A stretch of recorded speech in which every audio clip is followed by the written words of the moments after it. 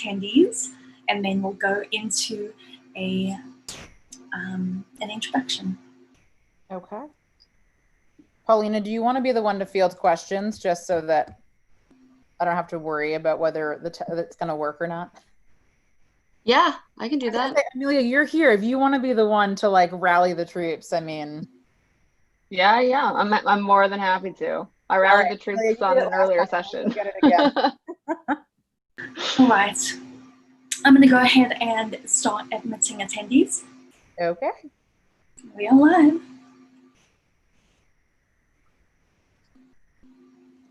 Hello.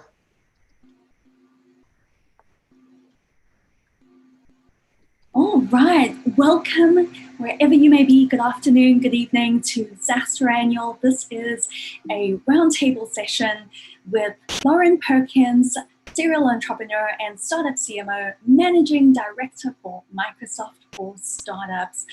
I will like to go into some housekeeping items and then hand it over to Lauren to kick us off for the day. All right.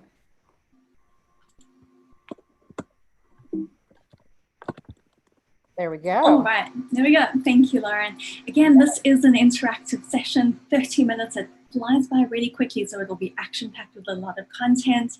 You joined the session and your video popped up. That is for a reason. We'd love for you to engage, ask questions, share some ideas as well. You have two ways of doing so. You can either raise your hand as a Zoom icon below at the bottom of your screen, or you can drop those into chat below that we will field those questions and ideas as well. Again, these slides will be available and the session is recorded after the fact. So I know this is a packed session. Would love to hand it back over to Lauren to kick us off. All right, fabulous. Thank you for the introduction, Tammy. So we're talking about selling into the enterprise. I've had sort of an opportunity of being an entrepreneur and now at Microsoft for Startups as a managing director. So I've gotten to go from the founder role into the corporate seat and helping founders that were in my shoes not that long ago, selling into and through the enterprise, getting the opportunity to sort of take advantage of all of the resources that are available, and also just like understanding how to navigate the very complex world that is the enterprise. So I've just prepared a couple little thought starters for us. And then I really do want to make this a really interactive dialogue, and I'm really excited all of you are here.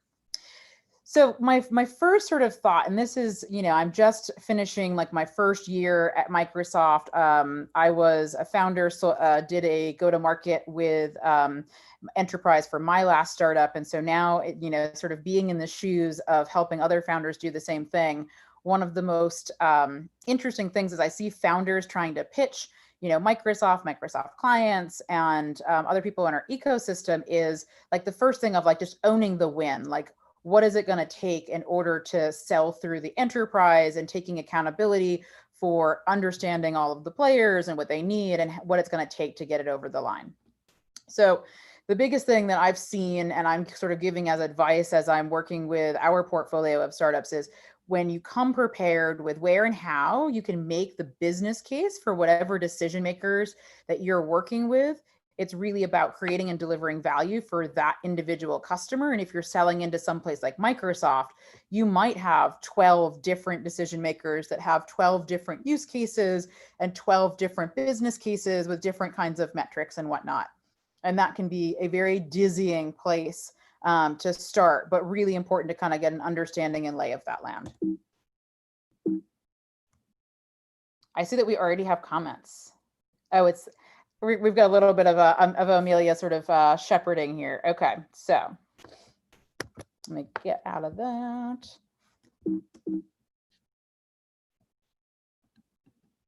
So 3 conversation starters, and if you guys have any other questions that you want to discuss, I'm happy to sort of field questions. So get ready to ask what you really want to know about selling into and through the enterprise, maybe what you're working through right now. But one of the first things I see is, how is it that you find that right decision maker that can really help you get over the line? And if it's not the decision maker, how can you help cultivate a relationship with champions within the company in order to help you find the right people and make those connections? So I'm curious what people's questions are around, like, breaking into those decision makers. Second thought starter I wanted to kind of bring up and see what people's questions were was, how do you actually bridge the culture, the communication, and the work style gap? Because one of the biggest things that's been a shock for me over the course of the last year is just how different it is. I've done a ton of corporate innovation. I've had corporate clients before, but once you get inside and you see all the decision making and how different the culture and the paces, the way that they communicate and the different work styles, trying to help a lot of the founders in our portfolio navigate that. And some of what I call like English to English translation, which is when an enterprise says something, what do they mean? When a startup's saying something, what do they mean to the enterprise? And how do we sort of bridge those conversations? And the third thing being, how do you make a compelling case to make it super, super easy for enterprise decision makers to say yes? So these are three sort of thought starters for our conversation today. If you guys have others, would love to hear them. Otherwise, let's upvote the questions and where you want to start, and let's dig into it.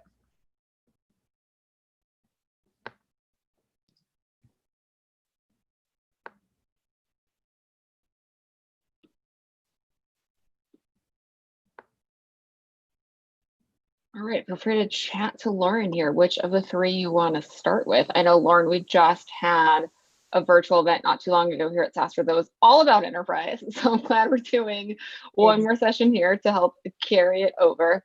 I think one of the top themes we had definitely goes to your point too here on how you bridge culture, comms, and the work style gap, especially in 2020. Lots of people are remote. I think the number one question our founders had was, when they're breaking into enterprise, the number one question they get is, what other enterprise companies are you already serving, right, as a customer? So what's your sort of recommendation advice if they don't have an enterprise customer necessarily, but they're trying to go up market? Yeah, absolutely. I mean, that's what getting your very first enterprise customer is probably like the hardest one to win. And it's like, the second and the third are almost as hard. I think there's two different answers to that question. And I think that one of them that I've seen for a number of, especially SaaS founders, which I think is extremely relevant for this community, is that sometimes finding a medium-sized company that, is a little bit more nimble, that's a great kind of target customer that is still sort of aspirational and that the bigger players know. So, I've seen plenty of emerging startups where they have a lot of like the big sort of golden child startups as their customers. That certainly works they know how to work with slightly larger companies or even mid-size scaling to large. And it's still relatable to that corporate. So you've got sort of the referenceable customer. And I would 1,000% agree with that. One of the biggest hurdles in enterprises is most enterprise don't want to be the first. They want somebody else to be the one that goes first. They want somebody else to be the one that does that validation, which almost comes back to the first thing that I brought up in terms of how do you find the right decision maker? How do you find the right champion? Sometimes that's through accelerator programs that have corporates and a number of other players that are there to sort of be champions, and that's kind of part of the structure. Some of that is just trying to figure out who are executives that have, like-minded, ambitions. So recently I had a founder who had been within the Microsoft ecosystem for several years and hadn't really found that like champion. And they were working on something that was for competitive athletes. And he found a healthcare CTO, it was a health tech SaaS startup. And he found a healthcare CTO within the organization whose kids were all competitive skiers, right? Super relevant for concussion. She was personally really interested. And she's been able to sort of be a champion for them. So even though she's not the customer giving them money, they found somebody who essentially from doing, their due diligence, having conversations, doing that research in advance. Okay, how do I find the relatable or someplace where they're really interested and excited? And, because it's happened to be a CTO, somebody who still understood enough of what we were trying to do so they could make introductions to Microsoft customers, Microsoft executives, et cetera. And it's been extremely sort of successful because essentially now this startup has me as a champion, has a healthcare CTO as a champion, and we're making introductions across the organization as well as with within our customer base. So that's just like an example. And a lot of times I think we forget that decision makers are still people, and like they still are very human and make human decisions. So figuring out what they're interested in, whether that's from their Instagram, if they are on Instagram, whether they're on Twitter or LinkedIn or whatever, and just seeing what are some of the things that they're interested in. A lot of those early sort of conversations, those icebreakers, are because you went to the same school, you play the same sport, you know some of the same people, you've got a secondary connection with somebody. You know, there's got to be some connective tissue. And I think that especially when you're talking about the enterprise, oftentimes these executives have zero accountability to help startups. It's not part of their mandate. And I'll be honest, even if you're in a shoes like mine, where like startups is actually like in my job description, if I don't think a startup fits the profile, or if I don't see an immediate connection, and I've got hundreds of other startups that are asking for help, it makes it really hard for me, even as somebody who's startup oriented, who's been in the founder shoes, to help that person if they can't come to the table with whether it's their value proposition, whether it's clarity, whether it's what is the most valuable business case, et cetera, et cetera. And I think that that's sort of, from a culture standpoint, one of the biggest things that creates dissonance is, and I see this all the time, and I think as founders, we call it like the shiny object syndrome, right? Where it's like, there's always something to chase, and there's always something exciting and interesting to go after. But when you're talking to an enterprise, unless you happen to get one of the like, 0.001% of executives that has innovation in their background, or, used to be a founder and you have like some overlap, it's too much for them. They don't want to know about all of your possibilities and your 15 patents, except for the fact that like you've got, that credibility to bring to the table. They want you to make it really easy for them to either make a 5-minute favor, which is like an introduction or something like that, or to actually know exactly what it is that they can do to help you, whether it's a connection to a resource, whether they're the actual decision maker with the problem. And then it's about figuring out, okay, how do you see the problem? Do we have a value proposition that brings enough value and creates enough value? And I think that that's one of those biggest sort of, it kind of ties between all three of these thought starters, which is like, how do you make it so easy for an executive to say yes, or to make an introduction to somebody, which essentially is a foot in the door, it's still a yes. Mm-hmm. So there's a couple of things that I kind of see over and over and over again. And it's that pattern recognition, but it's also, as a founder, I have PTSD sometimes when I see how founders are trying to navigate and how frustrated they can get trying to navigate the enterprise. Because I used to be on the other side of the fence, and it's been a really unique perspective now being here and being like, they don't care about all of my ideas. They want one really easy, concise Simple idea that I can deliver now. Yep. Exactly. Like adding value. Yeah. We were just on a session earlier with David Sachs, and he was talking about, his experience being a founder. And he said a lot of what you were saying, echoing it as well, right? Of like, when he wants founders to cold pitch him, it's like, keep it simple. Tell me your ARR, tell me how you can help me, and like, keep it simple. I don't want the 10 things you can do. I want the one thing that you can do to help me today. Yep, absolutely.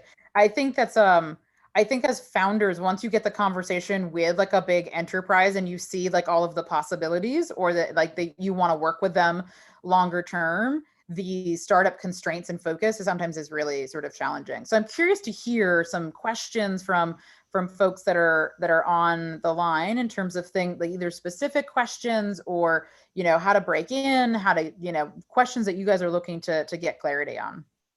Yeah, it looks like Sandra, you have your hand raised if you want to ask your question for Lauren. Yeah, hi, Lauren. Let me ask a question about a question first. Is it okay to ask questions specifically about the Microsoft for Startup program, or do you want to keep it more at a general level? Well, I'm here to provide value for you, so I'm not here to pitch you, but if you want specific information, I can certainly clarify. Okay, great. So we actually were approved for the Microsoft for Startups program. Okay, great. And so I guess what I'm trying to get clarity on is that to what extent can Microsoft's program be useful for targeting SMBs versus enterprise? That's one question. And the other question is that so far the indication we have received from your program has been a bit vague, in the sense that the indication we got is that we should start using Azure because we get free credits for Azure as well. And if we see, if you see that we're beginning to use Azure more and more, then you would be more willing to help us penetrate, help us use your sales machine to basically reach your customers. So maybe just give some clarity on both of those points. Yeah, absolutely. So I'm going to answer the second one first because it kind of bridges to the second one anyway, and I don't want to leave your pressing question unanswered. So the easy question is that most of our enterprise clients that we can introduce startups to, one of the reasons that the program that we've built over the last 2 years, and we generated $1 billion in startup pipeline opportunity, much of which is converted, the rest that's like sort of in BD flight, is because the enterprise wants that security, wants that plugin with Azure. So we do require that you at least have a multi-cloud solution. So you don't have to move your entire solution to Azure, but in order to prepare yourself for marketplace, which is sort of like a B2B, SaaS marketplace where our larger customers, as well as the larger market at broad, can get access, exposure, and directly buy your service depending on how you set up your offers, or at least put in a request to have a conversation. So it's essentially like a lead gen machine. You do have to be on Azure because all of it is, from a technical standpoint, built to sort of platform that way. Again, you don't have to move your whole product, but you at least need to move to multi-cloud, which I think is different than some of our competitors. It's like, it's one, you're either on board or you're not. Microsoft is trying to be very sort of friendly in the ecosystem, and we do the same with our enterprise clients. So that's sort of the first step. The second thing is that marketplace, getting a listing and what we call like a transactable offer, which is basically what it means is that you can do a deal on Microsoft paper using our marketplace, and that can be any sort of offer that you want. So if you've got like a SaaS solution that has like 3 offerings, you can put all 3 different offerings, or you can have one offering with, different pricing structures. There's sort of a lot of flexibility in how you put it forward. So if you've got specific products for different sort of categories, let's say that you have one in fintech and one in health, like you could put 2 different offers up for different markets. Those are all possibilities. Marketplace essentially gives you a platform to reach all these customers. And a lot of our startups actually get leads that they never would have gotten because of that exposure. So that's sort of like one of the many sort of channels of exposure. It does also give some exposure to SMBs. The next kind of component is that like the highest sort of tier programs in the Microsoft for Startups ecosystem is what we call co-sell. And there's a couple different flavors of it, but it essentially means that we incentivize our sales force at Microsoft to sell startup solutions the same way that they sell our enterprise solutions. Now, a lot of startups want in on this co-sell motion to sell with and through our channels in order to reach the much larger enterprise clients, because it's much harder to do that. And depending on your size and stage, from a startup standpoint, being able to do a deal on Microsoft paper saves you all the taxes, all the procurement, which can just be a lot of headaches that it saves you. And for some deals, if you're trying to work with a Fortune 100, you may not actually qualify based on your age, your size, your revenue. So it also can often not only get you approved through the procurement process, but can also shorten your cycle, as well as help deal with some of the headaches that kind of come with working with enterprise. And I'm very upfront that like working with enterprise is not always the easiest thing, but it does sort of give you more runway, gives you more stability. And if one of the things that like the reason I joined was if I can help founders, raise their valuations and delay their fundraising by actually winning customers instead of, as part of their sort of funding and capital mix, not just relying on venture capital, like that would be really successful. So we do have SMB teams, but I would definitely recommend that you explore, looking at Marketplace as a place to list your solution, as well as getting into co-sell. You can certainly go after SMB. There's great SMB contacts within Microsoft. We have 75 million customers around the world, which is one of the reasons why when we decided to reinvent the startup program and build Microsoft for Startups, it's like, what is the thing that we're super uniquely qualified for that nobody else can do? And so we really thought about it the same way that I like to advise startups when I'm looking at their growth strategy, which is what are you really uniquely qualified to do? And why would, XYZ enterprise or XYZ customer, only want to work with you? And how do you hook them and how do you keep them? So it's a little bit of a longer answer. It gives it a little context. Sanjay, does that answer your question, or do you have a follow-up for that? Because I think there's a number of startups that are enterprise startups, and this is a great sort of potential like door opening for them to get access into the enterprise. Yeah, that was very useful. Thank you. You're very welcome. Okay, our next question, Lauren's from Phil. Phil, I've unmuted you if you want to ask your question around creating champions. Yay. I love the whole idea of champions, and I'm a big community builder. So for me, it's like, I think rule number one at Microsoft is that nobody, even Satya, does anything by himself. I thought I could get things done by myself. It is not a true statement at a big company. Yeah, I'm not hearing the mic though. Oh, there we go. Phil. Oh, sorry, I was waiting. I have kids screaming and cleanup songs in the background, so I apologize for that. But anyways, problem. my question is, what kinds of things do you see as successful approaches to support the champion when you don't have access to the key decision maker? So I guess in my experience, I've just found that like it's sometimes easy to talk to an IT team or a marketing person or whatever, but then things just tend to fall flat because you can't get in the right space and you sort of don't know necessarily what it is that that person you're talking to needs to be successful themselves, either because they don't know or they don't know how to ask for it. I'm just curious what your thoughts are there. Yeah, absolutely. So this has sort of been really a unique experience for me in the last year in my journey at Microsoft and like helping other founders like navigate all of it.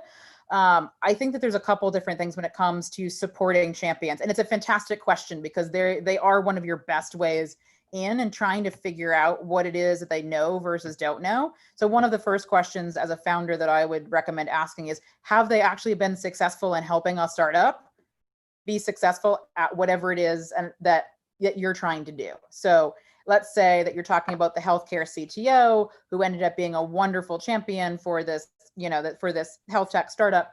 She had never gotten a startup through the whole process before. So she ended up relying on me to fill some of those gaps. So in an instance where she can't come then find a person in the startup division to say, I've got this, high potential startup. I think that they'd be really successful here, but I don't know what to do, would be for you to ask, does she know people that are doing innovation, that are doing digital transformation, that are doing startup work within the organization? So that's one sort of easy question to ask.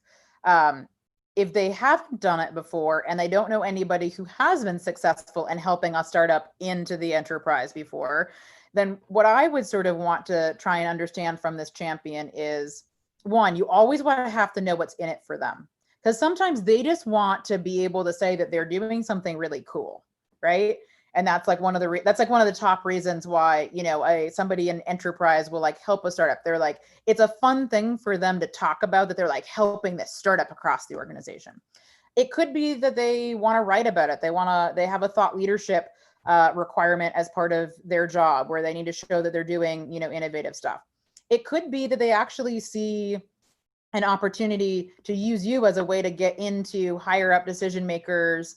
And then they get to sort of take some credit for, finding you. I mean, you probably found them, but anyway, but like sometimes you have to let them take credit for finding you and being the ones to like shepherd you through. So if that's something you're open to and kind of putting that ego aside to be like, you know what, where can I give credit to the people that can help me and how can I help them? I think those are a couple of the places to start. Beyond that, because this is a great question, and Phil, thank you for asking it. I would want to try and figure out what they are held accountable for. So one of my previous startups was doing just CMO as a service, helping startup founders navigate a lot of this because I had never meant for it to really be a long-term business, but I ended up doing it quite a bit. And so one of the big things that I learned from sort of like doing that for 12 years was always starting with how do they get measured? What impact is important to them? Because it may not be that they get measured, but they may have some like passions or other things that are important within the organization or personally. And then really trying to understand what their focuses and goals are, because it helps you kind of navigate, what they're working through, because there's certainly quite a bit of it. Does that Awesome, answer your question, or do you have a follow-up question? Because I think champions are one of the most important things to navigating the enterprise. And I can just tell you whether, right now, obviously with COVID, Health Next, which is part of our Microsoft research division, like they've had their hands really full, but they've also been great champions. I love the little kids popping in behind you. Yeah, they're home now. They're home now. It's the reality of work from home. It's actually really fun. Maybe not as much for you trying to build a company, but but maybe like just give me some insight. Is that enough on champions, or like what else do you guys want to know? Because I think the champions are a fantastic tool to helping you navigate to get to a decision maker. We actually just did something recently with HoloLens where actually having a champion made all the difference in getting that startup's technology requirements into the next release of the HoloLens software. So having somebody, and sometimes it's people that aren't even super high up. In this case, we had 3 different sort of quasi champions, one that did Azure modeling, one who was technical, and one on the business side. And so really kind of building some of those relationships takes a lot of energy, but it makes a huge difference when you get sort of the FaceTime, when the founder and his sort of leadership team got that FaceTime with like the HoloLens leadership team to be able to say, here's what we need from a technical standpoint, here's the business opportunity.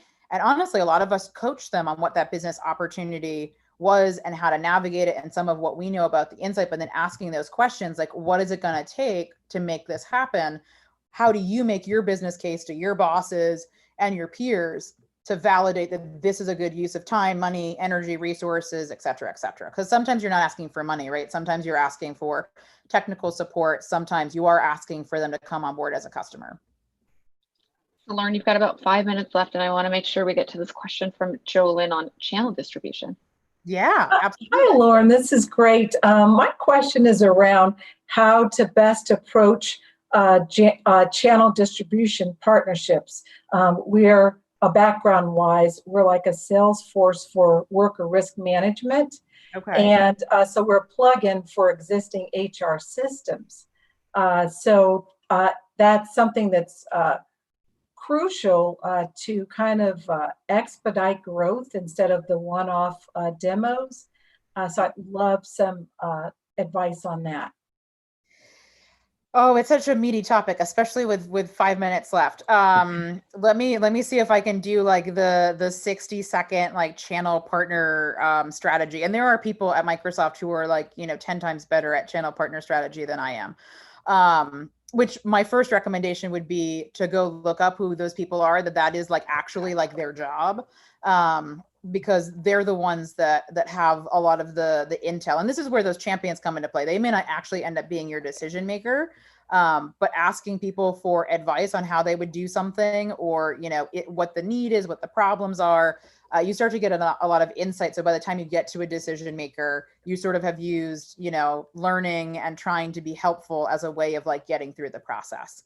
But I mean, in many ways, I think when you're talking about looking at it from a channel partner standpoint, are you talking about trying to put like an offering that you have in some place like Marketplace and then letting the Marketplace kind of do the work for you? Because in many cases, like our actual like Marketplace at Microsoft is an example of, you put an offer up and it actually is giving you access to multiple channels of sales, multiple customers that are already coming.